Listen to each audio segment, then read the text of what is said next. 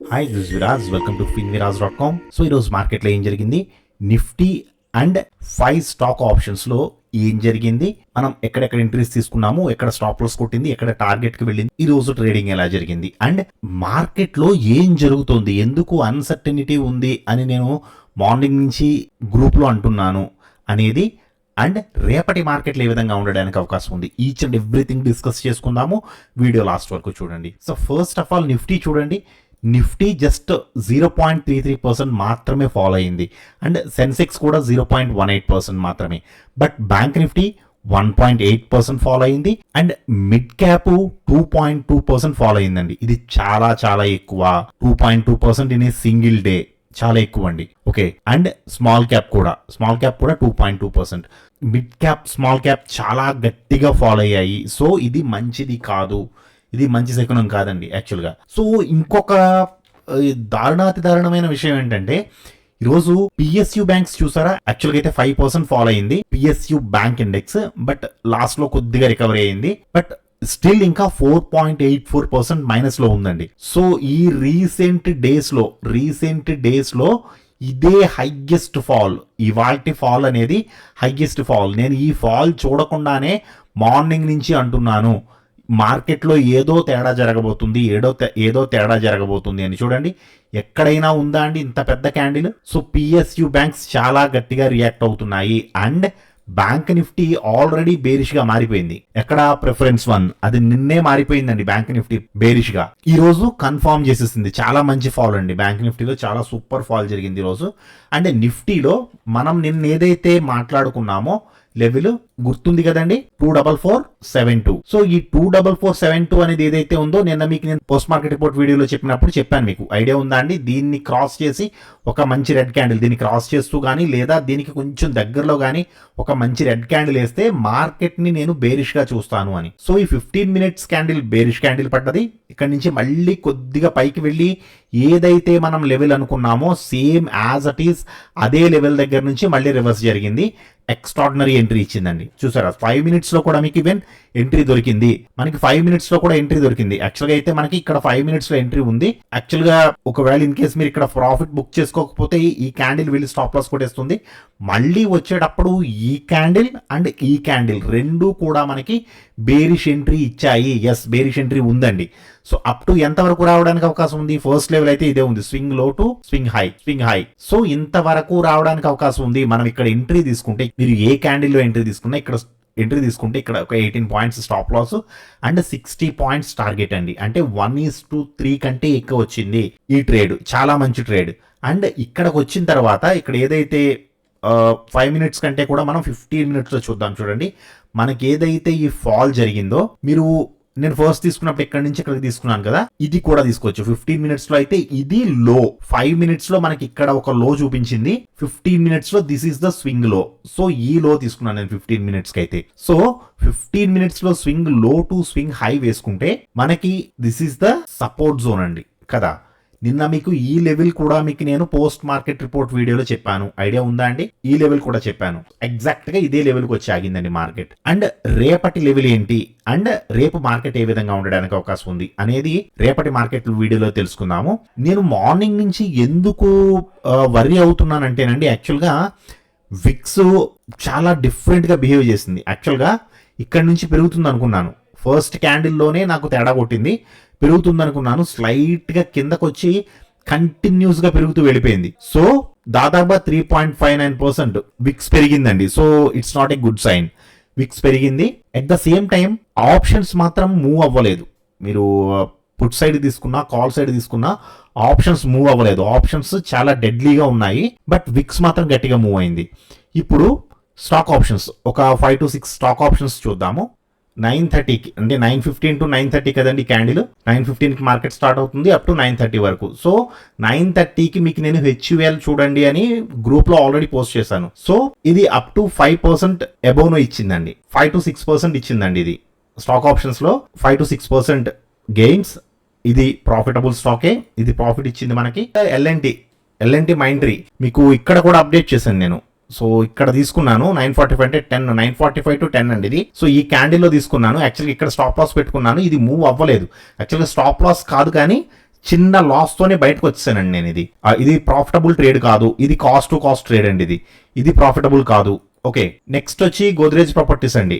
11 o'clock కి already group లో ఒక పర్సన్ ఎవరో ఇంటిమేట్ చేశారు గోద్రేజ్ ప్రాపర్టీస్ చూడండి అని. ఇది రీఎంట్రీ క్యాండిల్. యాక్చువల్ గా ఇది కూడా రీఎంట్రీ క్యాండిలే. ఇది రీఎంట్రీ క్యాండిల్ అండ్ ఇది కూడా రీఎంట్రీ క్యాండిల్. కాకపోతే ఏంటంటే ఇక్కడ మనకి కలర్ చేంజింగ్ కూడా అవ్వడం వల్ల కొంత బెనిఫిట్ ఉంది. 11 o'clock కి 11 to 11:15 క్యాండిల్ అండి ఇది. సో ఇక్కడ తీసుకున్నా ఒకవేళ ఎవరైనా as per the stock options ప్రకారం ఇక్కడ స్టాప్ లాస్ పెట్టుకుని ఉంటే స్టాప్ లాస్ కొట్టదు. బట్ ఈ క్యాండిల్ హైలోనే పెట్టుంటే మాత్రం డెఫినెట్ గా ఈ 2 క్యాండిల్స్ లో ఏదో ఒక క్యాండిల్ స్టాప్ లాస్ కొట్టేస్తుంది. బట్ ఇది ఏదైతే ఉందో ఇక్కడ ఎంట్రీ తీసుకున్నది మాత్రం ఎక్స్ట్రాడినరీ ఎంట్రీ అండి. చాలా సూపర్ రిటర్న్స్ ఇచ్చింది ఇది. Single candle 10% ROI ఇచ్చిందండి. చాలా సూపర్ అన్నమాట. చాలా చాలా సూపర్ గా ర్యాలీ అయింది. అండ్ నెక్స్ట్ వచ్చేటప్పటికి బ్యాంక్ ఆఫ్ బరోడా అండి. నేను bank of Baroda and Tata LXI రెండు కూడా గుర్తుందా అండి? 11 గంటలకి నేను మన గ్రూప్ లో పోస్ట్ చేశాను. Bank of Baroda and Tata LXI రెండు చూడండి. యాక్చువల్గా నేను తీసుకున్నానండి ఇవి. నేను ఫస్ట్ టాటా ఎల్ఎక్సీ తీసుకున్నాను. టాటా ఎల్ఎక్సీలో లిక్విడిటీ చాలా తక్కువ ఉందండి. అండ్ నేను 5% బయటకు వచ్చేసానని కూడా చెప్పాను, గుర్తుందా? ఇది 11 గంటల క్యాండిల్ అండి. నేను ఈ క్యాండిల్లో ఎంట్రీ తీసుకున్నాను, ఇక్కడ బయటకు వచ్చేసాను. అది కూడా ఎంత, జస్ట్ 5% ROIతో బయటకు వచ్చేసాను. తర్వాత వచ్చేటప్పటికి బ్యాంక్ ఆఫ్ బరోడా కూడా చాలా సూపర్ గా మూవ్ అయిందండి. యాక్చువల్గా అయితే నా టార్గెట్ ఇదే. నేను స్వింగ్ హై టు స్వింగ్ లో టు ప్రీవియస్ హై వేసుకుంటే నా ఎంట్రీ క్యాండిల్ ఇది. సో నేను ఈ క్యాండిల్లో ఎంట్రీ తీసుకున్నాను. యాక్చువల్గా నేను తీసుకున్న తర్వాత ఇది అప్ టు 14% వరకు కూడా వెళ్ళింది. ఇందులో లిక్విడిటీ చాలా బాగుంది. లిక్విడిటీ ఇష్యూస్ గురించి కూడా నేను ఆల్రెడీ గ్రూప్ లో డిస్కస్ చేశాను. మన టెలిగ్రామ్ గ్రూప్ లో ఆల్రెడీ చెప్పాను, టాటా ఎల్ఎక్సీకి లిక్విడిటీ చాలా తక్కువ ఉందండి. రిస్కీ ఎంట్రీ, బట్ ఎంట్రీ అయిపోయాను నేను. 5% తో బయటకు వచ్చేస్తున్నాను అని. బ్యాంక్ ఆఫ్ బరోడా మాత్రం యాక్చువల్గా నేను 8% తో బయటకు వచ్చానండి. నేను 8% ప్రాఫిట్ తో నేను బయటకు వచ్చాను, 8% ROIతో. బట్ ఇది యాక్చువల్గా అయితే 14% ఇచ్చింది ఈ క్యాండిల్. అది యాక్చువల్గా అయితే లాస్ట్ వరకు ఉంటే 104%, 107% ఇచ్చిందండి. మన గ్రూప్ లో ఎవరో ఒక పర్సన్ పోస్ట్ చేశారు, సార్ బ్యాంక్ ఆఫ్ బరోడా చూడండి సార్ అని. ఎందుకంటే బ్యాంక్ ఆఫ్ బరోడా 10% కొట్టిందండి, 10% ఫాలో అయిందండి. సో నిజంగా మార్నింగ్ ఎవరైనా తీసుకుని హోల్డ్ చేసి ఉంటే గనక ఈ రోజు జస్ట్ ఈ సింగిల్ ట్రేడ్ లో క్యాపిటల్ డబుల్ అయిపోద్ది అనమాట. బట్ అంతసేపు మనం హోల్డ్ చేయం కాబట్టి మనకి 5 to 10% it's more than enough for us. Because ఈ రోజు 6వ తారీఖు అండి. సో ఒక పర్సన్ నన్ను అడిగారు, గుర్తుందా అండి గ్రూప్ లో, సార్ మీరు ఎందుకని 5% కి 4% కి 6% కి బయటకు వచ్చేస్తున్నారు అని అడిగారు కదా. నేను డేట్ ప్రకారం చెప్పానండి, గుర్తుందా? స్టాక్ ఆప్షన్స్ కోర్స్ లో నేను డేట్ ప్రకారం చెప్పాను. ఏ డేట్ నుంచి ఏ డేట్ వరకు ఎంత పర్సంటేజ్ నేను హోల్డ్ చేస్తాను. 1వ తారీఖు నుంచి 10వ తారీఖు ఎంత వరకు, తర్వాత ఎంత వరకు అండ్ తర్వాత ఎంత వరకు, మీకు నేను 3 లెవెల్స్ చెప్పాను. ఐడియా ఉందండి స్టాక్ ఆప్షన్స్ లో. సో వాటిని నేను మీకు చెప్పడం కాదు, నేను కూడా అవే ఫాలో అవుతాను. యాజ్ ఇట్ ఈస్ గా మార్కెట్ నాకు ఏదైతే నేర్పించిందో నేను యాజ్ ఇట్ ఈస్ గా మీకు నేను చెప్తున్నాను. ఓకే, సో రూల్స్ ఫాలో అవ్వాలి. రూల్స్ తయారు చేసుకుని అక్కడ పెట్టుకున్నాం అన్నట్లుగా కాకుండా మనం ఏదైతే రూల్ అనుకున్నామో ఆ రూల్ కి మనం బయటకు వచ్చేయాలి. యాక్చువల్గా అయితే బ్యాంక్ ఆఫ్ బరోడా 100% ఇచ్చింది. బట్ దేనికి, మనకి కావాల్సింది just 5 to 6% as per the today's date 6 అండి. సో ఈ రోజు 6వ తారీఖు కాబట్టి మనకి 5 to 6% is more than enough for us. So సరిపోతుంది. నాకు 6% వచ్చింది, నేను తీసేసాను. 8% తో తీసానండి నేను ఇది. బట్ ఇది చాలా ఇచ్చింది. ఓకే, తర్వాత వచ్చేటప్పటికి 12 గంటలకి చూడండి ఆదిత్య బిర్లా క్యాపిటల్ అండి. 12 గంటల క్యాండిల్ ఇది, అంటే 12 to 12:15 క్యాండిల్. మళ్ళీ రీఎంట్రీ క్యాండిల్ అండి. ఇది కిందకి వచ్చింది, పైకి వెళ్ళి as per the stock options ప్రకారం మళ్ళీ రీఎంట్రీ ఇచ్చింది. బట్ ఇమ్మీడియట్ గా అయితే రాలేదండి, చాలా టైం తీసుకుంది. ఇంతసేపు హోల్డ్ చేస్తారా అంటే అది మీ పేషెన్స్ లెవెల్స్ని బట్టి ఉంటుంది. ఇదైతే ఇమీడియట్ గా రాలేదు, చాలా టైం వెయిట్ చేసిన తర్వాత మాత్రమే వచ్చింది. అప్రాక్సిమేట్లీ 2 hours పైన తీసుకుందండి ఇది కూడా. బట్ దీంట్లో నేను చాలా చిన్నది తీసుకున్నానండి, చాలా చిన్న ఎంట్రీ తీసుకున్నాను, అంటే తక్కువ క్వాంటిటీ కొట్టాను. నెక్స్ట్ వచ్చి కోల్ ఇండియా. ఎన్ని గంటలకండి? 1 గంట క్యాండిల్. ఎందుకు సార్ 1 గంటకి ఇక్కడ కూడా ఎంట్రీ ఉంది, ఇక్కడ కూడా ఎంట్రీ ఉందని ఎవరైనా అంటారా? ఇది ఎంట్రీయా అండి? కోల్ ఇండియాలో ఇది ఎంట్రీయా? As per the stock options ప్రకారం ఈ 2 క్యాండిల్స్ లోనూ ఎంట్రీ లేదు. బికాజ్ ఈఎంఏని టచ్ చేయలేదు. ఈఎంఏని టచ్ చేసిన క్యాండిల్ ఇది మాత్రమే రీఎంట్రీ క్యాండిల్. అండ్ ఇది కూడా రీఎంట్రీ క్యాండిలే. This is the reentry candle and this is the reentry candle. ఈ 2 మాత్రం రీఎంట్రీ క్యాండిల్స్ కాదు. ఇక్కడ తీసుకుంటే 10% అండ్ ఇక్కడ తీసుకుంటే అప్రాక్సిమేట్లీ 8 to 10% ఈ క్యాండిల్ కూడా. ఓకే, సో ఇది కూడా ప్రాఫిటబుల్ ట్రేడే 1 గంటకి. అండ్ ఇప్పుడు 2 గంటలకి మనకి ఇండిగో అండి. ఇండిగోలో ఈ క్యాండిల్ యాక్చువల్గా 2 to 215 క్యాండిల్ అండి ఇది. సో ఈ క్యాండిల్ పర్లేదు, బాగానే అప్రాక్సిమేట్లీ 5% కంటే ఎక్కువ ఇచ్చిందండి. బట్ కొన్ని ఆప్షన్స్ మాత్రం మూవ్ అవ్వలేదండి. యాక్చువల్గా కొన్ని ఆప్షన్స్ అయితే మాత్రం చాలా ఇబ్బంది పెట్టాయి. ఇప్పుడు రేపటి మార్కెట్ ఏ విధంగా ఉండడానికి అవకాశం ఉంది అని చూద్దాము. సో ఫస్ట్ రేపటి లెవెల్ వచ్చి, so this is the level అండి రేపటికి 24388. So 24,388. So this is the level. So ఈ లెవెల్ కంటే పైన, అంటే ఈ లెవెల్ కంటే పైన కానీ లేదా ఈ లెవెల్ ని క్రాస్ చేస్తూ కానీ ఒక మంచి గ్రీన్ క్యాండిల్ వేసింది అనుకోండి, గ్రీన్ క్యాండిలే వెయ్యాలి. మార్నింగ్ ఒక పర్సన్ అడిగారు, సార్ రెడ్ క్యాండిల్ వేసింది ఏం చేయాలండి? రెడ్ క్యాండిల్ అంటే మన సెటప్ కి ఆపోజిట్ లో ఉంది. So we don't take the entry, మనం ఎంట్రీ తీసుకోకూడదండి. గ్రీన్ క్యాండిల్ పడే వరకు వెయిట్ చేయాలండి అని నేను మీకు చెప్పాను. ఏది మళ్ళీ ఇది కిందకు వచ్చింది. యాక్చువల్గా మనకి ఇక్కడ లెవెల్ ఉంది కదా, కిందకు వచ్చింది కదా ఈ రోజు మార్నింగ్. మళ్ళీ ఈ గ్రీన్ క్యాండిల్ వేస్తే ఈ లెవెల్ కంటే పైకి వెళ్ళి క్లోజ్ అవ్వాలి.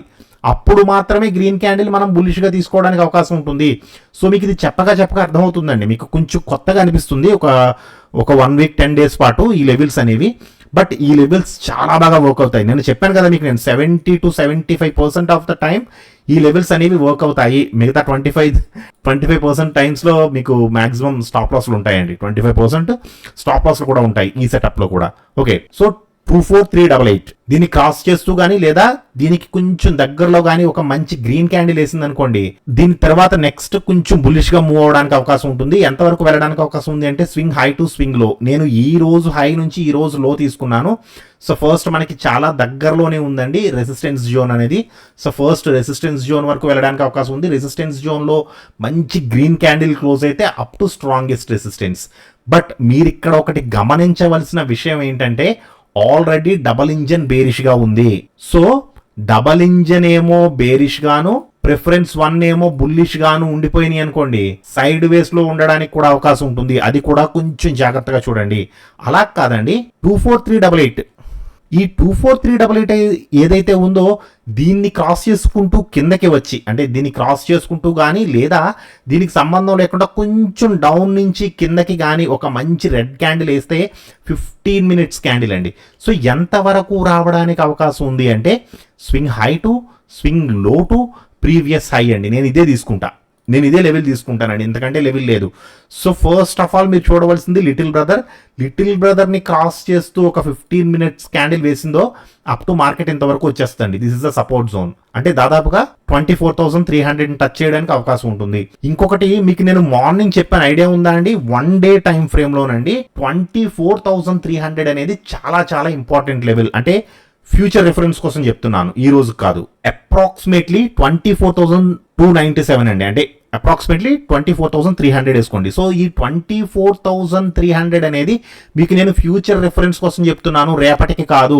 ఇది చాలా చాలా ఇంపార్టెంట్ లెవెల్. ఒకవేళ ఈ లెవెల్ని కానీ క్రాస్ చేసి ఒక రెడ్ క్యాండిల్ వేసిందో మార్కెట్ బేరిష్ గా టర్న్ అయిపోతుందండి. అది మీకు ఎక్కడ చూపించొచ్చో తెలుసా? బ్యాంక్ నిఫ్టీలో చూపించొచ్చు. అది బ్యాంక్ నిఫ్టీలో ఆల్రెడీ ఈ లెవెల్ దగ్గర 55,378 దగ్గర దీనికి మేజర్ లెవెల్ ఉంది.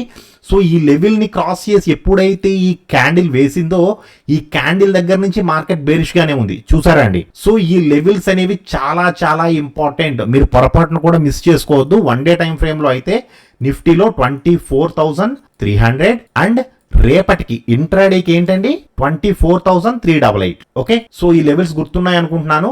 ఒకవేళ in case first candle green candle అయితే రీట్రేస్మెంట్ వేసుకోండి, స్వింగ్ హై టు స్వింగ్ లో ఇలా వేసుకోండి. సో అప్ టు ఇంతవరకు వెళ్ళడానికి అవకాశం ఉంది రెసిస్టెన్స్ జోన్ వరకు. అలా కాదు, ఫస్ట్ క్యాండిల్ రెడ్ క్యాండిల్ అయితే స్వింగ్ హై టు స్వింగ్ లో టు ప్రీవియస్ హై ఇలా వేసుకోండి extension. So up to support zone లో కూడా మంచి రెడ్ క్యాండిల్ క్లోజ్ అయితే up to strongest support.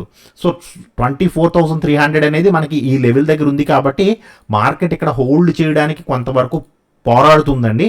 But bank Nifty కానీ స్మాల్ క్యాప్ కానీ మిడ్ క్యాప్ కానీ ఏవి కూడా మార్కెట్కి సపోర్ట్ చేయట్లేదు, అన్నీ బేరిష్గానే ఉన్నాయి. నిఫ్టీ మాత్రమే పోరాడుతుంది మార్కెట్తో. ఓకే, సో ఈరోజు మీ ట్రేడింగ్ ఎలా జరిగింది, మీరు ఎంత పర్సంటేజ్ ఆఫ్ ROI తీయగలిగారు అనేది తప్పకుండా కామెంట్ సెక్షన్లో చెప్పండి. నాకు గుర్తుంది యాక్చువల్గా OI అనాలిసిస్ కూడా చెప్పాలి, బట్ ఇప్పటికే 8 minutes దాటిపోయిందండి వీడియో. సో రేపు కొంచెం ఎర్లీగా చెప్పుకోవడానికి, అంటే కొంచెం స్పీడ్గా చెప్పుకోవడానికి ట్రై చేద్దాం. ఓకేనా? సో మీరు ఎంత పర్సంటేజ్ ఆఫ్ ప్రాఫిట్ తీయగలిగారు, ఏ స్టాక్స్లో ఎంట్రీ తీసుకున్నారు అనేది తప్పకుండా కామెంట్ సెక్షన్లో చెప్పండి. ఓకేనా అండి? Thank you so much.